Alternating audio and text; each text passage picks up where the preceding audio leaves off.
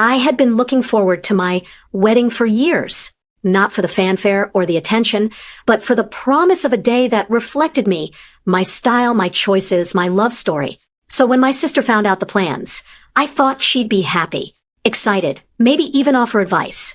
She had always loved weddings. She had always had opinions about what looked right and what didn't. But the moment she saw the first photos of the decorations, she frowned. "I don't want anyone thinking my wedding looks like a discount sale," she said loudly, making sure I heard. I froze. Not because of the comment itself, but because of the tone. The same tone she used when she critiqued my clothes, my grades, or my hobbies growing up. The tone that said, "I am superior, and I am allowed to judge you." I don't think it looks cheap," I said carefully. "I wanted something simple, elegant. That's all." Her lips pursed. "Simple, elegant? Honey, elegant doesn't look like you bought it off a rack on sale." I swallowed. Inside, I felt the familiar sting of comparison, the way she always made things about herself, about being better, being more sophisticated, being more approved. "You can spend more if you want," I said gently, trying to defuse the situation. "But I'm happy with it." Her eyes narrowed. "Happy? You call this happy? People will talk. People will say you cut corners. Don't embarrass me." I felt my heart sink. My sister's wedding had been nothing short of extravagant. Every detail, every cent, every guest carefully curated to impress, to showcase status. And now she was criticizing mine for not matching hers. I tried to reason. I don't want anyone to talk about my wedding in a bad way. But it's not about matching anyone else's standards. It's about us, about the day, about meaning. She scoffed. "Meaning doesn't impress people. Looks do. You're setting yourself up to look cheap, and I can't have that reflecting on the family." The words hit harder than any critique from strangers ever could. Because she wasn't just worried about the wedding. She was worried about her image, her pride, her version of perfection. And I, somehow, had become a threat to it simply by being me. For a moment, I thought of canceling the discussion, walking away, but something inside me flared. Something I had been holding back for years, dignity, pride, and a refusal to let her small-mindedness dictate my joy. I looked her in the eye, calm but firm. "This wedding isn't about you," I said, "or your approval, or anyone else's. It's about me, and who I choose to share this day with. And I love it." She blinked, stunned, not because I had challenged her. She wasn't used to that, but because for once I had set a boundary that couldn't be crossed.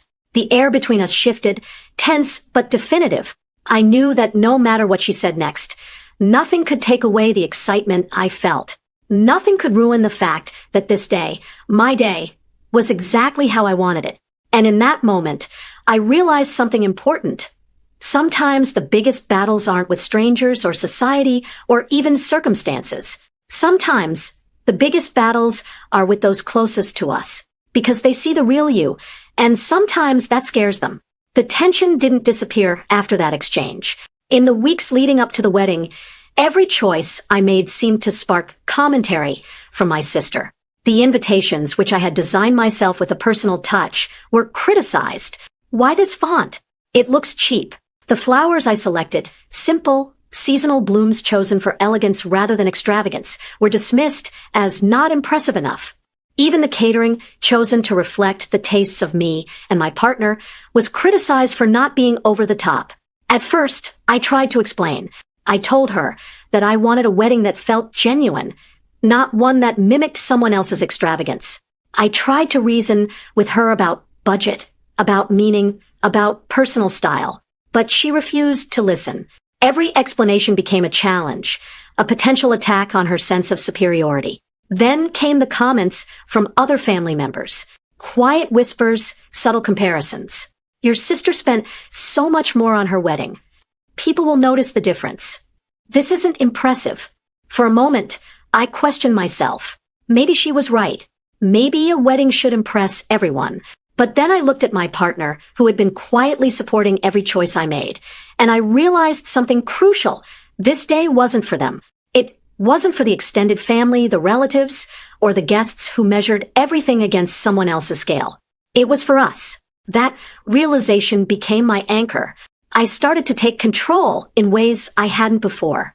I scheduled meetings with vendors, coordinated decorations with friends who understood my vision, and handled logistics meticulously. Every decision was guided by care, not approval. Every detail was deliberate, intentional. On the day of the wedding, I remember standing in the venue before the ceremony, taking it all in. The flowers were simple but elegant, arranged thoughtfully to create harmony in the room. The lighting highlighted the space without overwhelming it. The music played at just the right volume, filling the space with warmth. Nothing flashy, nothing overdone. Everything reflected who we were. When guests arrived, there was curiosity in their eyes. Some looked around and whispered. Some compared silently to my sister's extravagant wedding. But I noticed something incredible. By the end of the night, those whispers turned into admiration. People began commenting on the attention to detail, the personal touches, the intimacy and authenticity of the experience. My sister was quiet for the first time that evening. She observed, but she didn't critique.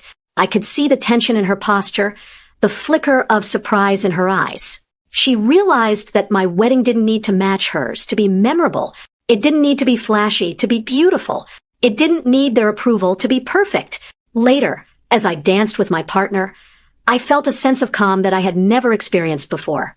The judgment, the comparisons, the insecurities, they no longer mattered. I had created a day that reflected us, not anyone else. I had taken control of my narrative, and it felt liberating. Even after the wedding, the lessons stayed with me. I noticed subtle changes in my family's behavior. Comments about extravagance disappeared. Conversations became less about comparison and more about genuine curiosity. My sister, though initially reluctant, began asking questions about how I planned everything so thoughtfully. She was learning, slowly, that success and beauty don't always need to be loud or expensive. Most importantly, I learned that boundaries are essential. I didn't need approval or validation from anyone, especially from someone who measured worth by dollars or appearances. What mattered was integrity, intention, and the courage to make my own choices. By choosing to prioritize meaning over spectacle, I had not only created a beautiful wedding, but also reclaimed my confidence, my voice, and my agency. That night, I didn't just marry the person I loved.